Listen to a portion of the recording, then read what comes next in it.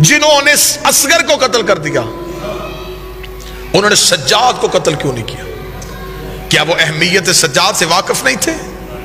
کیا انہیں خبر نہیں تھی کہ یہ اگلا امام ہے؟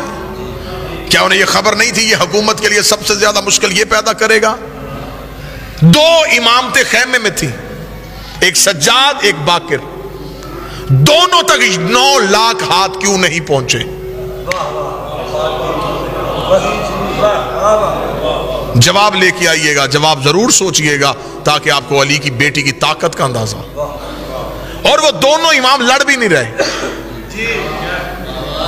یہ بھی نہیں ہے کہ اگر سجاد آپ کیوں آپ کو یہ باتیں کتابوں سے پڑھائی جاتی ہے، خدا را دیکھنے کا زاویہ تبدیل کیجئے گا۔ آپ کو یہ بتایا جاتا ہے بیمار تھے اور بستر بیماری سے اٹھ کے نہیں آ سکے، صرف سجاد کو کربلا میں خیمے میں لٹایا اس لیے کہ کوئی یہ نہ سہے کہ علی کا بیٹا اتنا لڑنے کے موڈ میں تھا کہ 9 لاکھ ڈر گئے اور بھاگ گئے۔ سجاد تو خاموش لیٹے ہوئے تھے، تلوار بھی ہاتھ میں نہیں اٹھائی۔ جس کے ہاتھ میں تلوار بھی نہیں اس سے قتل کیوں نہیں کیا گیا؟ اب میں جواب شروع کرنے لگا ہوں اور آپ کی سماعتوں کو ہدیہ کرنے لگا ہوں۔ وہ قتل کرنا چاہتے تھے، کوئی قتل ہونے نہیں دے رہا تھا۔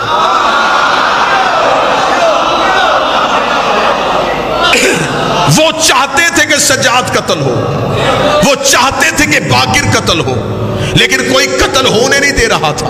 کیسے نہیں ہونے دے رہا تھا میں بھی بتاتا ہوں۔ یہ جو آپ کو ذاکر بتاتے کہ شام میں غریبہ خیموں میں حملہ ہوا، یہ کیوں حملہ ہوا تھا؟ یہ سجاد کو قتل کرنے کے لیے ہوا تھا۔ یہ سجاد کو خیمے میں جا کے قتل کرنا چاہتے تھے۔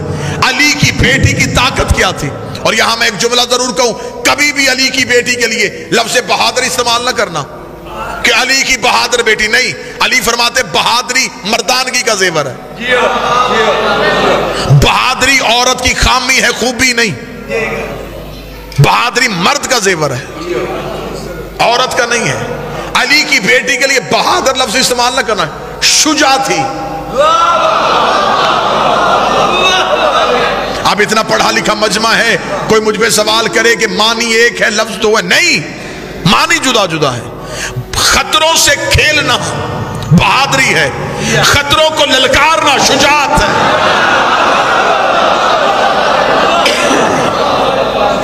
آئی ہوئی مصیبت سے لڑنا بہادری ہے، مصیبت کو بلا کے ختم کرنا اسے شجاعت کہتے ہیں۔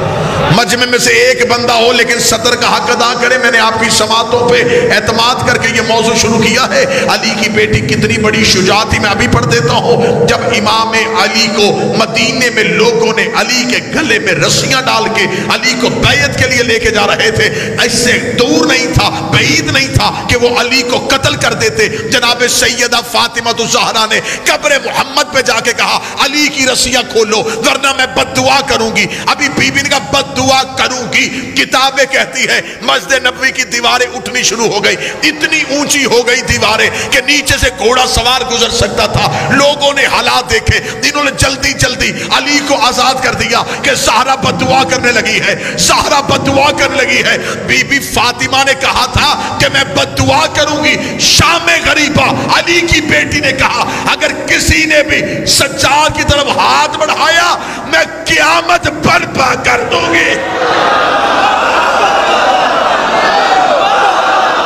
جرت ہے کسی میں؟ آؤ قتل کرو۔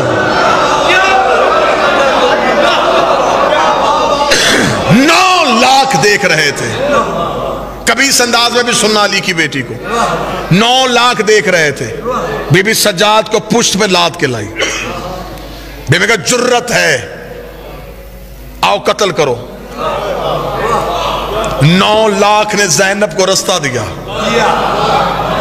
درمیان سے 2 حجتوں کو لے کے نکلی، کربلا کی ریت پہ کھڑی ہو گئی، یزید تو نے کیا سمجھا تھا تو حسین سے بیعت لے لے گا؟